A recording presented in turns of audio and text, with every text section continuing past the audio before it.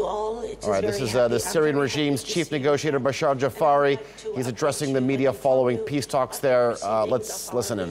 Today with Deputy Special Envoy Dr. Ramzi Ramzi. اليوم أجرينا جلسة موسعة a wide session with the deputy envoy, Mr. Ramzi Ramzi. In this session, we have covered many topics. Today we held an expanded meeting with Deputy Special Envoy, Mr. Ramzi Ramzi, and together we discussed a number of issues. جرى الحديث بشكل رئيسي عن التعديلات about the amendments that we have provided على ورقة المبعوث الخاص on the paper of the Special Envoy, لا سيما especially the amendments regarding establishing a national unity government body and the need to make pressure on the neighboring countries to implement the resolutions of the Security Council regarding combating terrorism, Resolution 2253. Together we raised a number of issues. Primarily we spoke of the amendments we submitted on the paper that was submitted by the Special Envoy. We in particular discussed the amendments concerning the broad-based national unity government and the importance of putting pressure to bear on the neighboring countries in order to implement Security Council resolutions related to terrorism, in particular Resolution 2253. حثثنا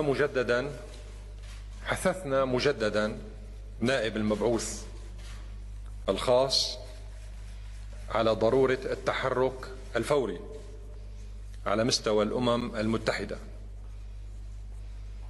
كأمانة عامة وكمجلس أمن لمساءلة نتنياهو على انتهاكه لأحكام قرارات مجلس الأمن ذات الصلة بالجولان السوري المحتل. We urged the Deputy Special Envoy to move immediately within the United Nations at the Secretariat level and the Security Council level in order to hold Mr. Netanyahu accountable with regards to violations of Security Council resolutions on the Golan. On the Syrian occupied Golan. واتخاذ الإجراء الرادع اللازم تجاه ذلك. And to take the necessary deterring measure against that. أكد السفير رمزي أن الأمم المتحدة تعتبر أن المحادثات مستمرة رغم انسحاب وفد السعودية.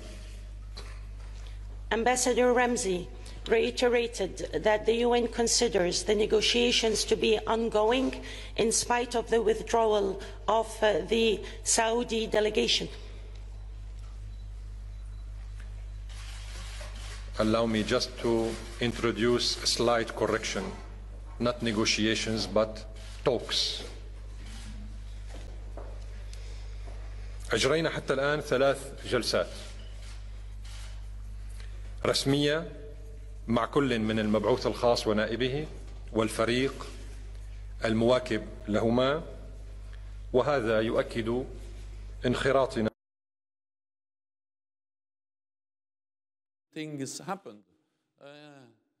The Hollywoodian scene that we saw yesterday.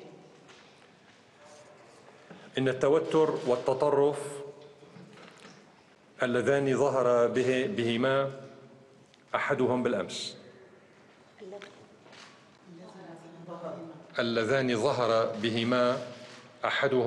بالأمس إنما يدل على توتر من قبل من يقف خلفه، وهو توتر نتفهمه بطبيعة الحال لأنه طبيعي جدا في مثل هكذا حالات. The tension and extremism that one showed yesterday reveals the tension of those that stand behind him. This we understand considering the situation. هذا التوتر والتطرف غير المسؤولين هو نتيجة طبيعية لموقف الشعب السوري الداعم لدولته والمتمسك باستحقاقات دستوره، وهو طبيعي أيضاً بعد إنجازات الجيش العربي السوري الهامة على أرض الواقع داخل الأراضي السورية، مثل تحرير مدينة تدمر التاريخية من براثن إرهاب داعش، وتحرير بلدة القريتين أيضاً من إرهاب داعش، وبعد تراجع حلفاء وفد السعودية من الإرهابيين وداعش.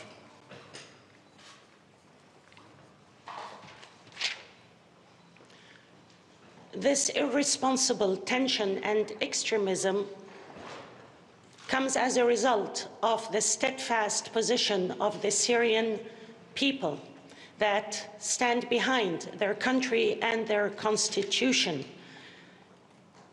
It is also natural, considering the achievements of the Syrian Arab army inside Syria, and as a result, the liberation of historic Palmyra from the claws of ISIS, and the liberation of Qaryatain, also from the claws of ISIS and terrorism,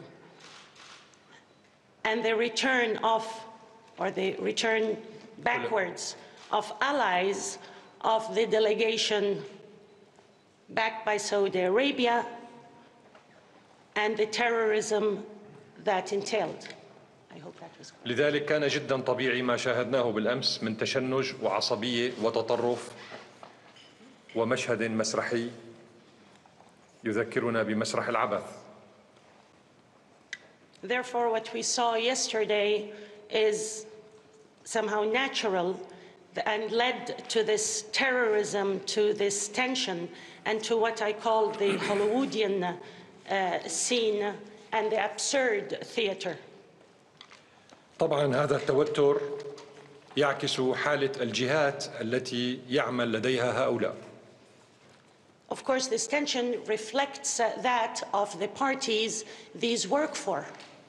فهم كما تعرفون جميعا أتباع إلى درجة أنه إذا انهارت هذه الجهات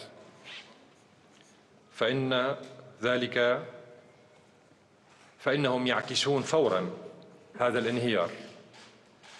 And of course, as you know very well, they are followers to such a degree that if the parties behind them collapse, they will immediately reflect that. إذا غادروا المحادثات فإن المحادثات لا تخسر شيئا.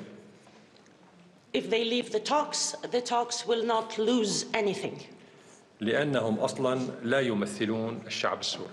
Because to begin with, they do not represent the Syrian people. بل على العكس تماماً. Quite on the contrary.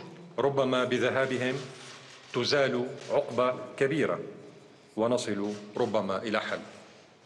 By leaving, they may be taking away a major obstacle, and that will allow us to reach a solution.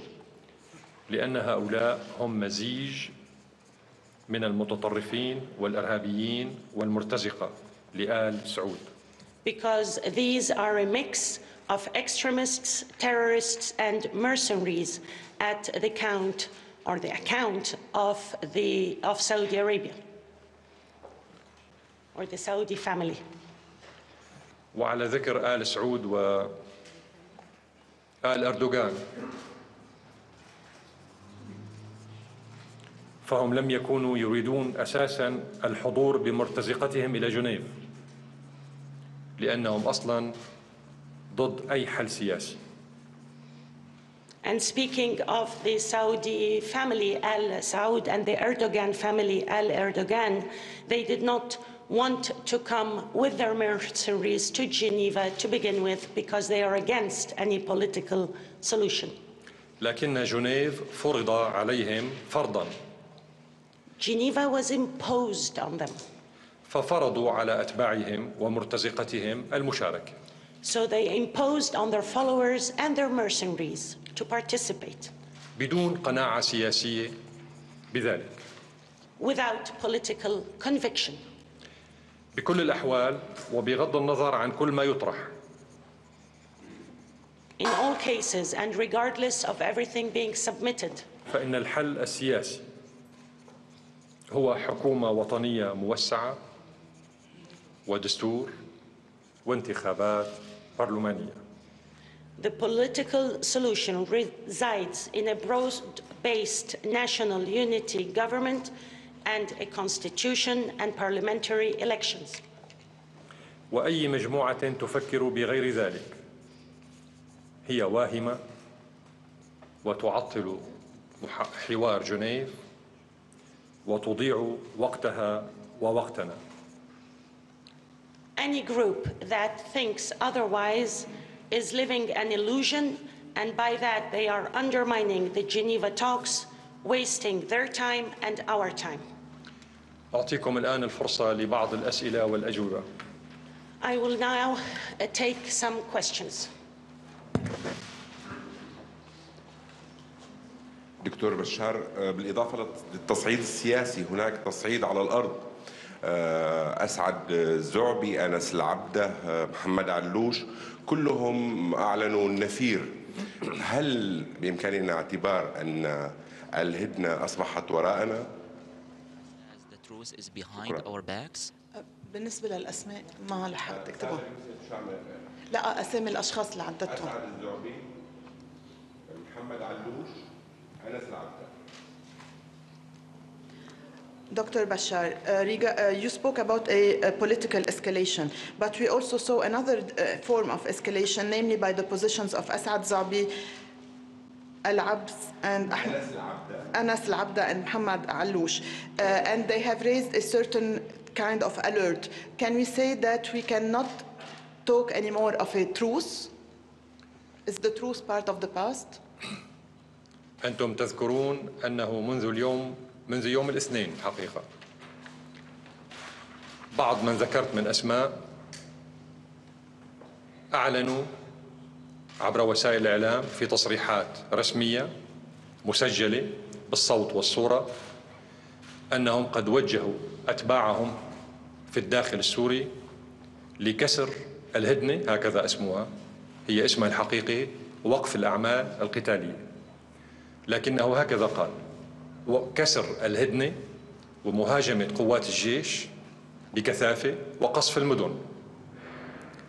هذا الكلام جاء على لسان من يفترض به أنه هنا في جنيف للانخراط في حل سياسي سلمي.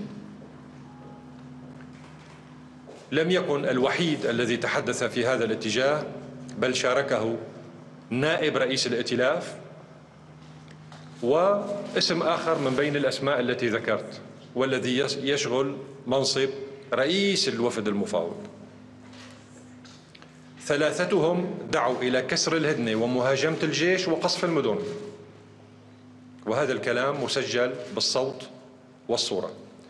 ولذلك قلت في مقدمة كلامي أنهم بالأساس وبتعليمات من مشغليهم من آل سعود وآل أردوغان هم جاءوا إلى جنيف لتقويض محادثات جنيف.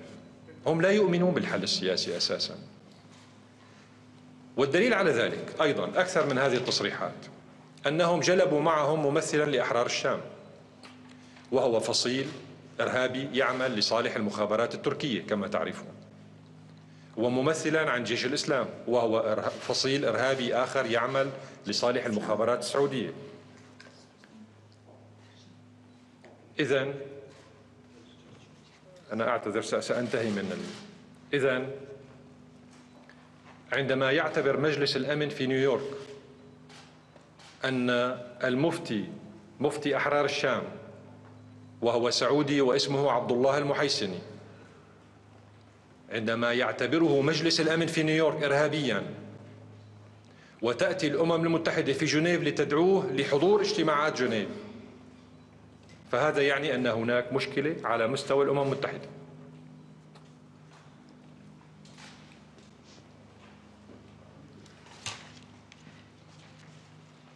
Since Monday, and also according to some news that you have mentioned, they have declared via the media and the press and public statement, audiovisual statement, that they have instructed their followers to so-called break the truce and not use the exact term, which is cessation of hostilities, to intensively attack the army and to shell the cities and towns. This came from the mouth of those who are supposed to be here in Geneva to engage in talks leading to a peaceful political solution. He was not the only one. There was also the vice president of the coalition and also the head of the negotiating delegation. The three of them called for breaking the truce, attacking the army and shelling the cities, and this was in audio-visually recorded statements. I said in my introduction, they have been receiving instructions from the Saud family and Erdogan family, and their aim is to undermine the Geneva talks. They do not believe in a political solution. One of them is a representative of the Ahrar al-Sham. It's a terrorist organization, and they are receiving orders from the Turkish intelligence. And another one is a representative of Jaish al-Islam, also receiving instructions from the Saudi intelligence. At a time when we hear that the Security Council in New York declared that the Mufti of the so-called Ahrar al-Sham. All right. We were listening to the Syrian regime's chief negotiator, Bashar Jaafari, speaking in Geneva.